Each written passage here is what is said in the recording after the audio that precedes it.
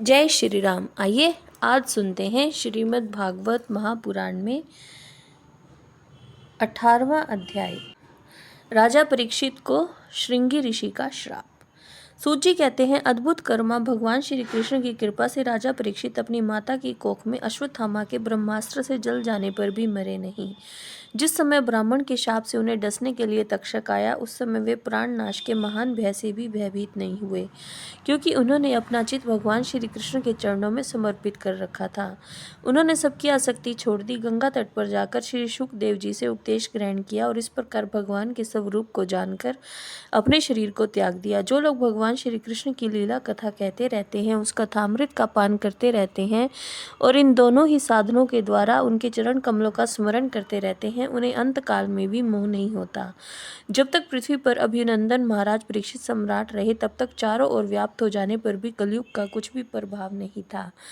वैसे तो जिस दिन जिस क्षण श्री कृष्ण ने पृथ्वी का परित्याग किया, उस समय पृथ्वी में अधर्म का मूल कारण कलयुग आ गया था। भ्रमर के समान सारग्राही सम्राट परीक्षित कलयुग से कोई द्वेष नहीं रखते थे, क्योंकि इसमें यह एक बहुत बड़ा गुण था कि पुण्य कर्म तो संकल्प मात्र से ही फलीभूत हो जाते हैं, परंतु पाप कर्म का फल शरीर करने पर ही मिलता है, संकल्प मात्र से नहीं।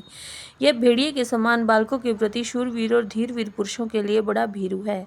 यह प्रमादी मनुष्यों को अपने वश में करने के लिए ही सदा सावधान रहता है। शौनकादि ऋषियों, आप लोगों को मैंने भगवान की कथा से युक्त राजा परीक्षित का पवित्र चरित्र सुनाया। आप लोगों ने यही पूछा था, भगवान श्री कृष्ण कीर्तन करने योग्य बहुत सी लीलाएं करते हैं, इसलिए उनके गुण और लीलाओं से संबंध रखने वाली जितनी भी कथाएं हैं, कल्याणकामी पुरुषों को उन सबका सेवन करना चाहिए। ऋषियों ने कहा, सौम्य स्वभाव सूत जी, आप युग युग जुएं, क्योंकि मृत्यु के प्रवाह में पड़े हुए हम लोगों को आप भगवान श्री कृष्ण की अमृतमयी उज्ज्वल कीर्ति का श्रवण कराते हैं।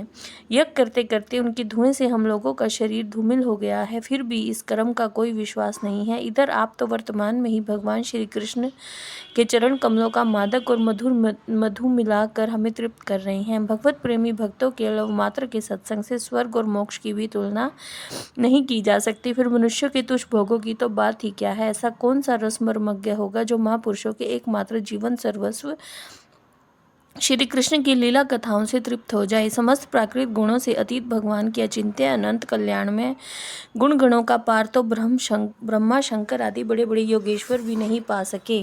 विद्वान, आप भगवान को ही अपने जीवन का ध्रुव तारा मानते हैं, इसलिए आप सत्पुरुषों के एकमात्र आश्रय भगवान के उद्धार और विशुद्ध चरित्रों का हम श्रद्धालु श्रोताओं के लिए विस्तार से वर्णन कीजिए। भगवान के परम प्रेमी महाबुद्धि परीक्षित ने श्री शुकदेव जी के उपदेश किए हुए जिस ज्ञान से मोक्ष स्वरूप भगवान के चरण कमलों का प्राप्त किया, आप कृपा करके उसी ज्ञान और परीक्षित के परम पवित्र उपाख्यान का वर्णन कीजिए, क्योंकि उसमें कोई बात छुपाकर नहीं कही गई होगी और भगवत प्रेम की अद्भुत योग निष्ठा का निरूपण किया गया होगा। उसमें पद पद पर भगवान श्री कृष्ण की लीलाओं का वर्णन हुआ होगा। भगवान के प्यारे भक्तों को वैसा प्रसंग सुनने में बड़ा रस मिलता है। जय श्री राम।